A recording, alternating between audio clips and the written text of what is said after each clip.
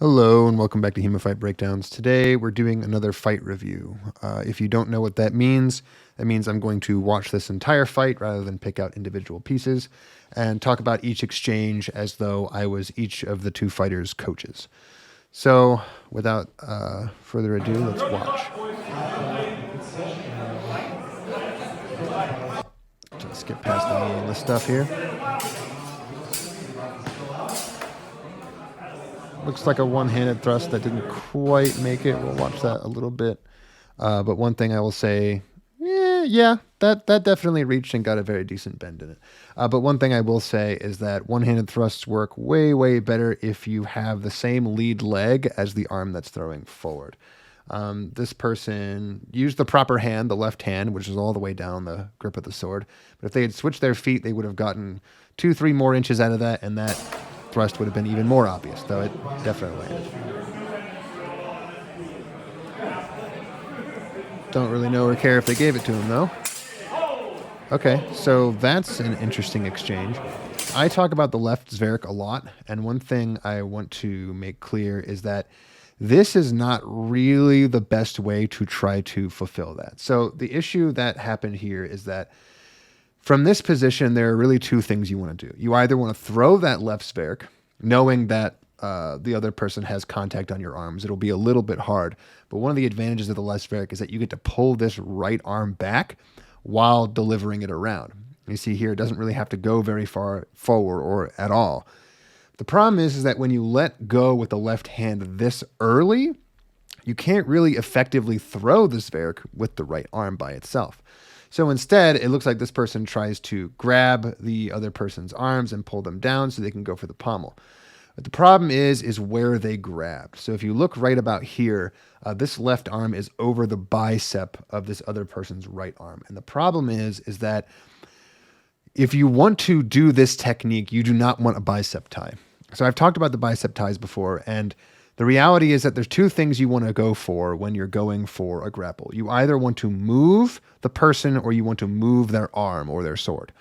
If you want to move their arm or their sword, you go far up on the blade or on the arm. You want to either grab their wrist, their forearm, or their sword, because that's where you get the best leverage for moving that out of the way. You grab the bicep if you want to move the person, because the bicep and that lower part of the arm is tied directly to the lats and the back and the shoulder.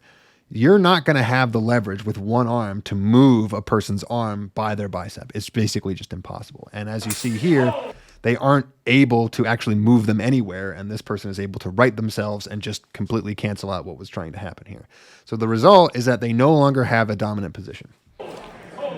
But what I will say is that they had a pretty strong grapple. This person was unable to displace them. So I would probably advise this person to continue to play that outside game. They obviously had a pretty decent one-handed thrust that snuck through, and continue to play the outside game, whereas this person maybe switch a little bit to trying to be a little bit more aggressive so that they get back into those positions where they were safe. Looks like a thrust there. Not really sure if it landed great. Oh, no, it landed great. Yeah, skipped right off the mask. Glad the judges caught that one because it was pretty hard to see.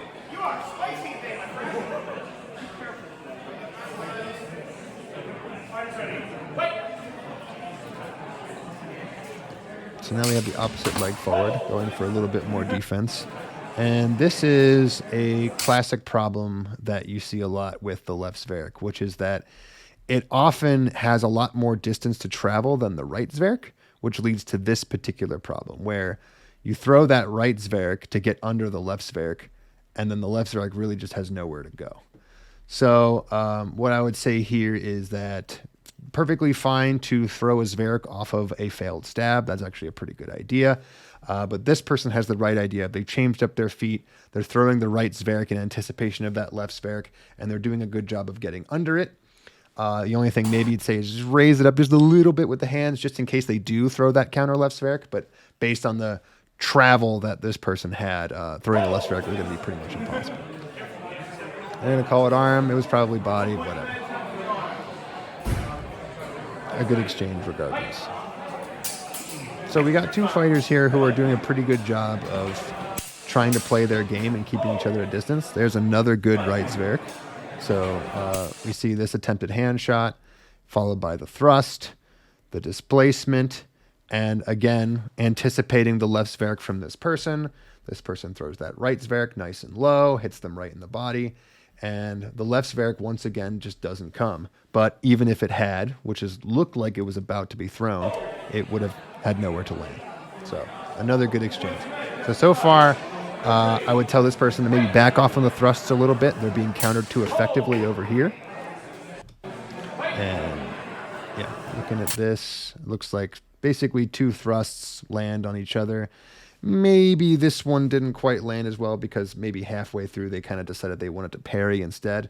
Though I will say that it's always dangerous to step forward and throw a one-handed thrust for this particular reason, especially against someone who's in plow. Because you never know when they were planning on just stabbing you, same as you were stabbing them. And when you lunge close like that, you can see that it wouldn't really have taken much more of a lunge to finish off that stab and make it the rest of the way. So questionable whether or not they both landed, but either way, so far, it's looking pretty strong for the fencer on the right. Fencer on the left just needs to make an adjustment, stop throwing so many thrusts, and maybe get a little bit trickier with some cuts, switch it up to some hand cuts or head cuts, so that this person doesn't just know exactly what's coming. Decent hand shot there. Looks like it might have been flat, but I understand the principle here. This is a very, very common thing that can get people to open up their guard, especially when someone's in long point or plow. Just putting that kind of pressure on the blade and kind of shoving it off to the side like they do here is a great way to just kind of convince them to change what they're doing. Now, that might have been a little bit too much pressure to put on there, but in this case, it was a bait and it came back in on this side. They did a pretty good job of, I think the reason that it was flat is that they were also trying to keep their cross guard up to defend themselves on that side, which was a good idea, obviously, here, since that counter cut here could have just come straight down on top of the shoulder if that cross guard wasn't there. So even though it might have been a little bit of a flat hand strike, I definitely appreciate the attempt to cover while delivering it at the same time.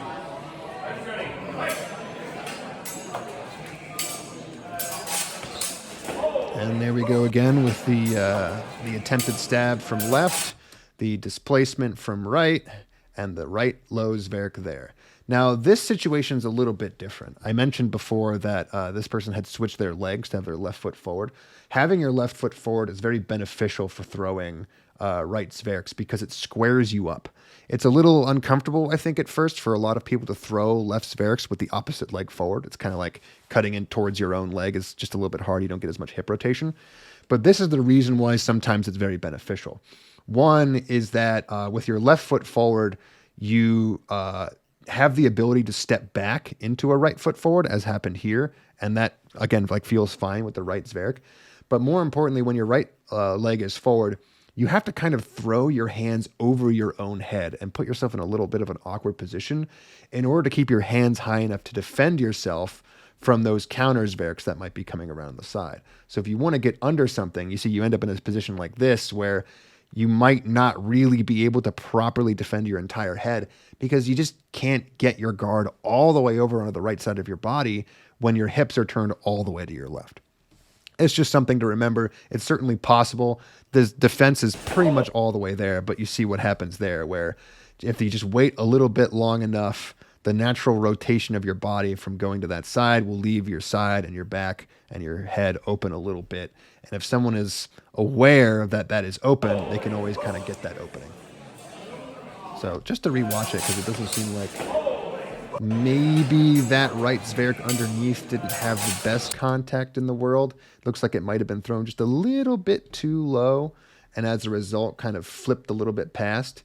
Might have gotten stuck in the shoulder there for a second as a kind of like after thrust, but yeah. It just looks like there was an anticipation of more forward momentum that resulted in that Zwerch missing a little bit.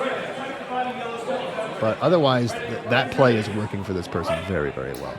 And person on the left really needs to, again, come up with something other than that thrust opener. Otherwise, this is what's going to keep happening. So again, we have another thrust, another miss, another low Zwerch, one that hits the body pretty cleanly this time, and the complete inability to aggress the person in an afterblow on that side of their body. So a great play.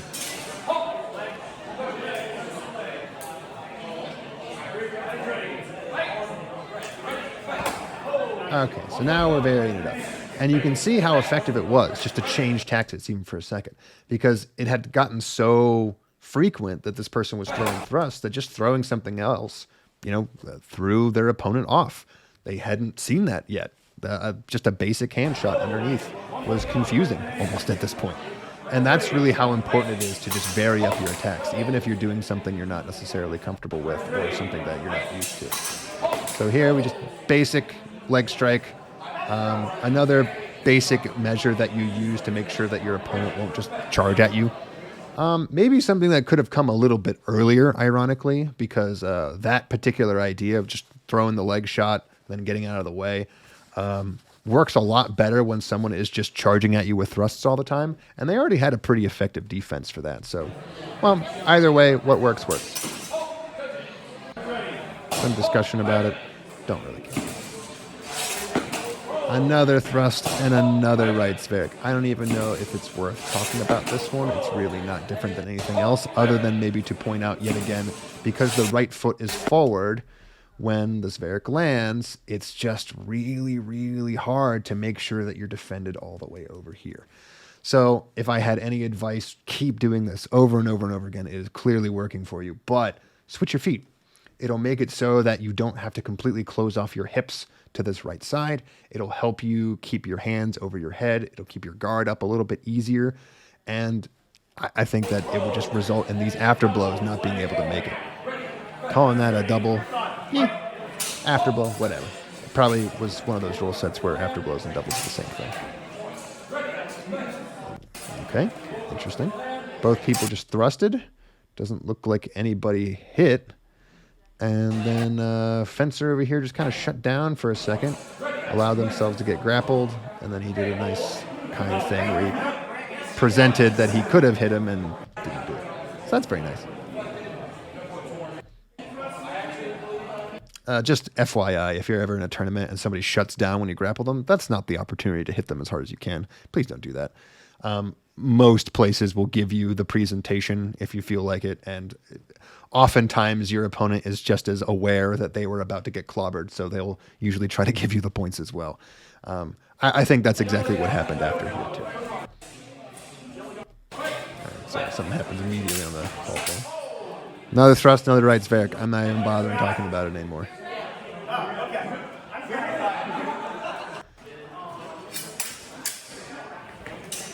Oh. And so there we have a pretty good demonstration of why it's risky to step forward with that back leg off the ground when you throw that one-handed thrust, because sometimes they just miss. And it's just easy and clear to clear that and come back with a repost while you have to desperately run away. Luckily, they kind of got out of range fast enough. Nothing really happened, but you see how long it takes, not just to get your hands back on your sword, but to just get ready to really take care of what's coming at you. And the result is that it looked like they got a little bit of a low stab underneath right about here, while maybe this scraped the front of the mask and kind of came down the arms there. But yeah, no, again, only adjustment I'd say is throw those one-handed thrusts with the other leg forward. Honestly, it would loop very well with the cron parries into right Zwerchs that have been happening over and over again, because you get to have your left leg forward for both of them. Left leg forward. Let's see if we see like prophetic. So left leg is forward. The thrust comes. It misses. The right Zwerch isn't really committed to. But what I want you to look at is how simple, easy it would have been to just lower this down at the body. And then look at where this response cut has to come from. Now the right Zwerch comes the second time, even a beat after, and the exact same thing. Now, I wish I could see through the person here, but I guess if we look right about here where pretty much it's making contact, you see that the right leg is forward and now those openings are there, but because they're so much closer, you can't just throw an overhand around that. So the safety really is there. So yeah, that's at least as far as I could tell, a pretty clean right Zwerch to the arm, at least in the second intention once the grapple was attempted.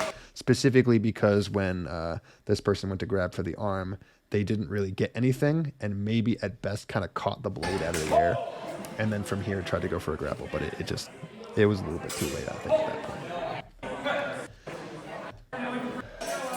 Long discussion on this one. Looks like we're down to the last couple exchanges. Leg shot and a little bit of a lack of commitment on the thrust there. So this person, I would say, has a little bit of the same bad habit as I do, which is that they try to flick their thrust down, and as a result, they just kind of flat slap their opponent on the head. If they had just thrusted from where they started, right here, that would have gone straight into the face, and it would have been a thrust versus a leg shot. But just because of that little bit of a habit, they flat slap the top of their head. Not the greatest thrust in the world. They kind of feel like they missed. And this person got to, again, step forward and throw that leg cut. And instead of being punished by that thrust to the face, they got to just, take a little bit of a flat. And we have one more exchange of this. Oh, just another one of these. So we'll just because it's the last exchange, we'll break it down. But again, a thrust from open, a clearing strike. I don't see the point landing anywhere meaningful. A Zwerch underneath, straight to the body, and then the attempted grapple whence it's kind of too late. So there we go. That's the fight. Final thoughts. I would say that this person is clearly very comfortable with a thrust as an opener.